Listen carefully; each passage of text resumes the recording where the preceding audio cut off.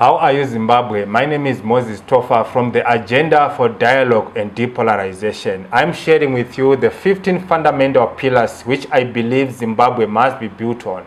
And I believe that it is vitally important for the people of Zimbabwe to converge of these fundamental values despite their political differences.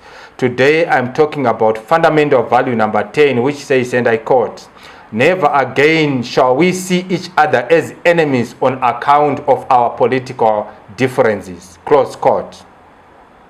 One of the tragic developments in Zimbabwe is that we use our political differences to regard each other as sworn enemies.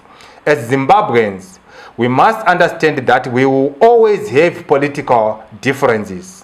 It is impossible for us to hold a singular political view or to support one political party. Every Zimbabwean has the right to form or belong to a political party of his or her own choice. There is no single Zimbabwean or political party that has a monopoly of patriotism. We must always remember that our political identities are divisible, superficial, alienable, and dispensable, but our collective identity as Zimbabweans is ingrained, indivisible, inalienable, and indispensable.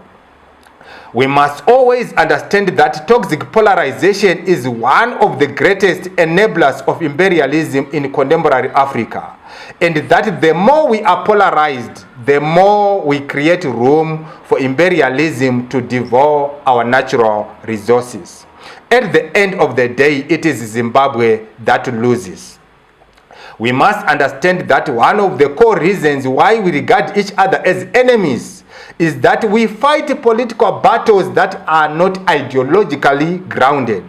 Instead, they are rooted in populism and the search for individual arrival. Fellow Zimbabweans, we must never again regard each other as enemies because of our political differences. We must cultivate the culture of seeing Zimbabwe through the eyes of another.